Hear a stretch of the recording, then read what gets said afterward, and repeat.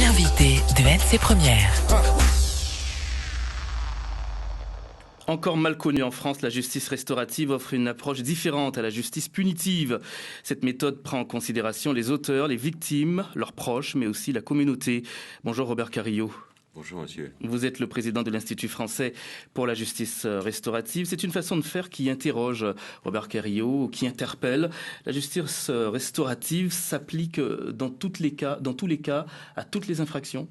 Oui, elle est aujourd'hui introduite dans la loi depuis 2014, à tous les stades de la procédure, dans toute procédure pénale, et elle concerne effectivement toutes les infractions. Et l'on sait par évaluation que plus les infractions sont graves et plus le cheminement vers l'apaisement des personnes est important. Est-ce qu'il y a des limites à la justice restaurative ? Oui, une limite professionnelle.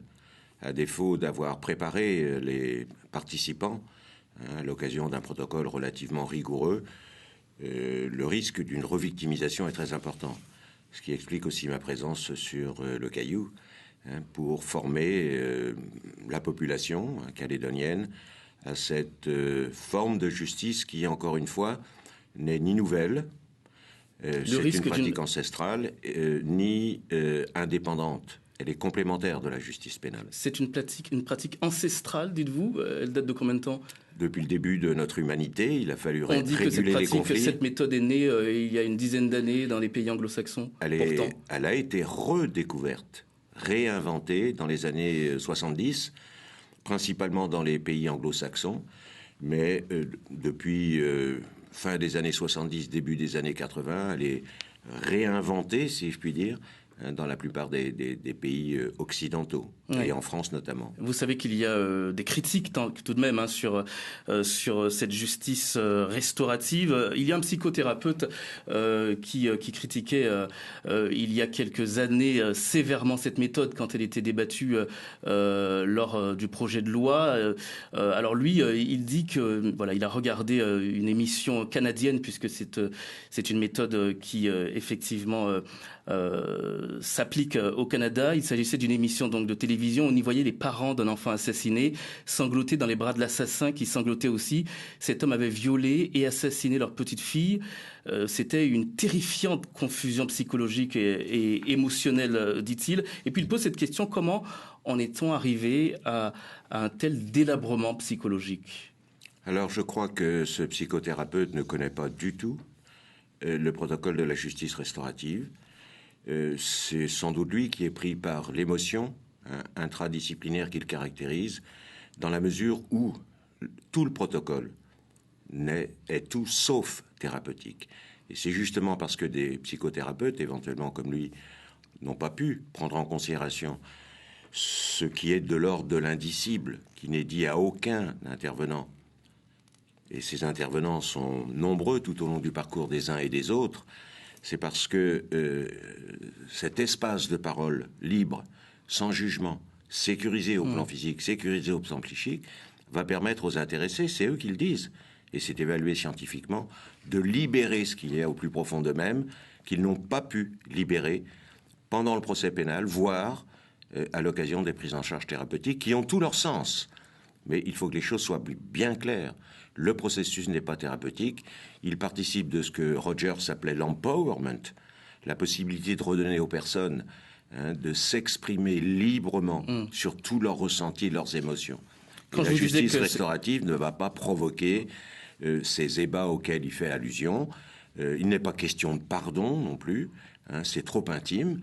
Mais à l'occasion de ces échanges, l'humanité de chacun se retrouve et peut effectivement conduire les intéressés dans une empathie, non pas sympathie, très importante. Et quand je vous disais que c'est une méthode qui interpelle, c'est ça, puisque cet homme dit encore que sur le criminel, les pressions sont assez faciles, on peut lui faire miroiter n'importe quoi, puisqu'il passe des années enfermé pour échapper au train-train des prisons, n'importe quelle distraction fait l'affaire, surtout la valorisation de l'image de soi, le risque est même réel pour le bourreau, éviter la culpabilité. C'est vrai que on peut se poser la question. Oui, elle est légitime. Oui. Quand elle est de l'ordre de la vigilance critique, encore une fois. Mais là, on est dans le sens commun. L'arme thérapeutique, alors, cette méthode ou auto-apitoiement ?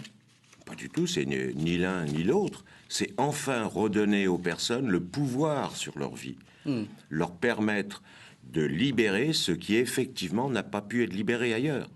Cette position du psychothérapeute est définitivement caricaturale. Alors, et si une mesure dans ce style était mise en place, nous la dénoncerions parce que ça n'est pas du tout ainsi que les choses se passent. Donc je crois qu'il faut qu'il se rapproche un petit peu des véritables pratiques. Alors revenons sur la définition de cette justice restaurative. C'est une méthode de conciliation? Non, pas du tout. C'est un lieu qui va compléter la réponse pénale autour des conséquences, sanctions, indemnisations, qui appartient au juge. Mais le juge ne travaille que sur les conséquences, sur le passé de la faute. C'est nécessaire. Et je vous le disais, plus c'est grave, plus le cheminement est important. Mais ça veut dire que ce qui a été commis est grave. Mais nous travaillons sur les répercussions, qui ne sont pas en lien direct avec le fait infractionnel. Et c'est pour cela que l'avenir des personnes doit être pris en considération en toute humanité, mais selon un protocole professionnalisé. C'est pour ça que vous faites d'ailleurs en ce moment une formation des professionnels de justice et des membres de la société civile, c'est ça? Alors, ce qui est relativement remarquable sur ce territoire, c'est que les organisateurs, le SPIP, l'association d'aide aux victimes, en particulier quelques collègues, Monsieur Wanyamala, ont réussi à réunir pour ce mois de formation qui porte sur 4 modules de formation, des coutumiers, des personnels pénitentiaires, des personnels de la PEJJ, des personnels d'associations diverses et variées. Et je crois que ce lieu neutre qu'ils ont permis de mettre en place est particulièrement intéressant car des échanges qui n'avaient sans doute jamais eu lieu et qui n'auraient jamais pu avoir lieu entre des professionnels se développent et consolident la volonté de chacun de construire cette justice restaurative au bénéfice des personnes toujours en souffrance. Robert Carillo, président de l'Institut français pour la justice restaurative, vous restez avec nous, il y a encore beaucoup de questions.